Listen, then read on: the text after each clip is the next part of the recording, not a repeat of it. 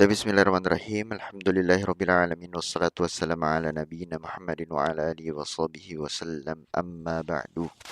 Sebelumnya kita telah mempelajari tentang alif lam ya, alif lam ya, yang mana berfungsi untuk menjelaskan bahwasanya benda tersebut sudah jelas dalam benak pembicara gitu ya. Misalnya ketika kita katakan kitabun, maka sebuah buku ya, ada sebuah buku, buku yang mana dan bagaimana itu belum jelas. Yang jelas buku gitu.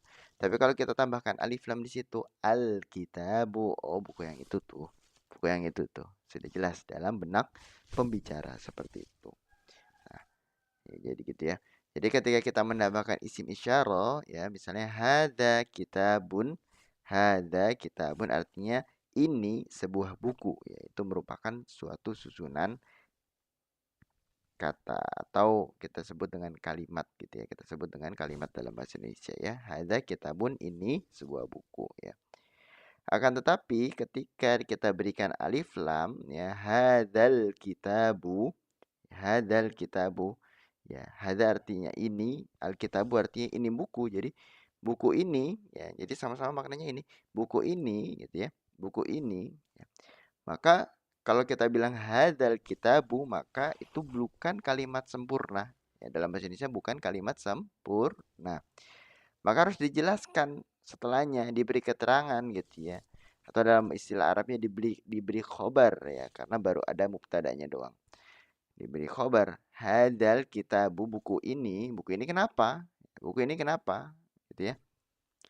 Buku ini kenapa? Hadzal kitabu jadidun, contohnya. Hadzal kitabu jadidun, ini buku baru gitu ya. Jadi bisa dibedakan ya antara hadza kitabun artinya ini buku atau ini adalah buku. Jadi sudah jelas itu merupakan kalimat sempurna. Tapi kalau kita kasih alif lam, hadzal kitabu, nah ini kayak kalimat ngambang, kalimat yang belum sempurna gitu ya. Buku ini, ya buku ini kenapa gitu ya, maka perlu kita kasih keterangan ya, atau istilah bahasa Indonesia predikat gitu ya, atau bahasa Arabnya khobar gitu ya. Hadal kitabu jadidun, buku ini baru, buku ini baru, seperti itu.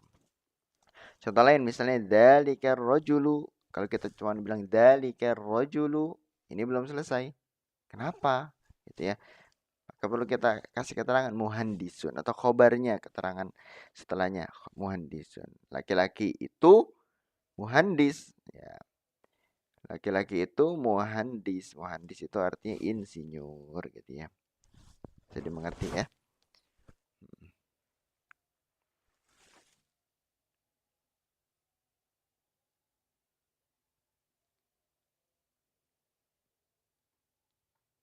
Kemudian kita di sini juga belajar tentang apa ya? Dzaraf ya, dzaraf makan ya, atau kata posisi ya, kata posisi. Di sini yang kita pelajari ada amama yang artinya di depan dan khalfa artinya di belakang.